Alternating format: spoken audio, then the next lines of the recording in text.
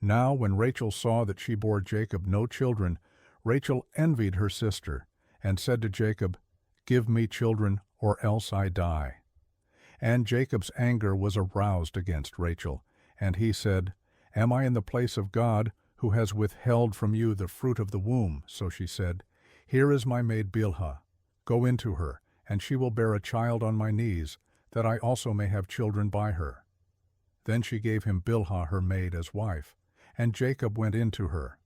And Bilhah conceived and bore Jacob a son.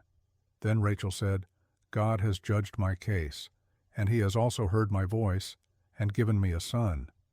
Therefore she called his name Dan. And Rachel's maid Bilhah conceived again, and bore Jacob a second son. Then Rachel said, "With great wrestlings I have wrestled with my sister, and indeed I have prevailed." So she called his name Naphtali. When Leah saw that she had stopped bearing, she took Zilpah her maid, and gave her to Jacob as wife. And Leah's maid Zilpah bore Jacob a son. Then Leah said, "A troop comes." So she called his name Gad. And Leah's maid Zilpah bore Jacob a second son. Then Leah said, "I am happy, for the daughters will call me blessed." So she called his name Asher. Now Reuben went in the days of wheat harvest, and found mandrakes in the field, and brought them to his mother Leah. Then Rachel said to Leah, "Please give me some of your son's mandrakes." But she said to her, "Is it a small matter that you have taken away my husband? Would you take away my son's mandrakes also?" And Rachel said, "Therefore he will lie with you tonight, for your son's mandrakes." When Jacob came out of the field in the evening, Leah went out to meet him and said, "You must come in to me, for I have surely hired you with my son's mandrakes." And he lay with her that night. And God listened to Leah, and she conceived and bore Jacob a fifth son. Leah said, "God has given me my wages, because I have given my maid to my husband." So she called his name Issachar. Then Leah conceived again and bore Jacob a sixth son. And Leah said, "God has endowed me with a good endowment. Now my husband will dwell with me, because I have borne him 6 sons."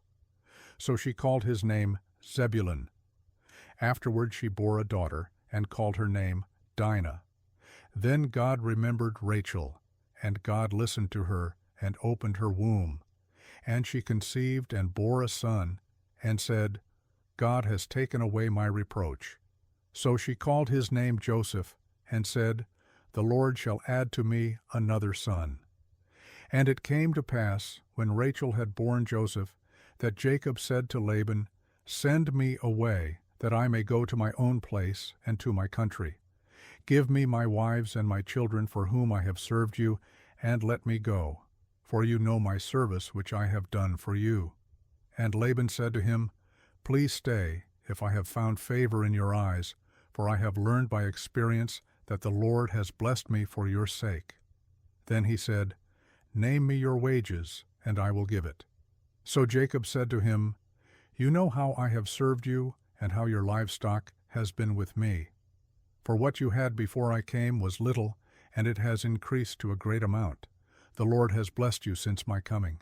And now, when shall I also provide for my own house?" So he said, "What shall I give you?"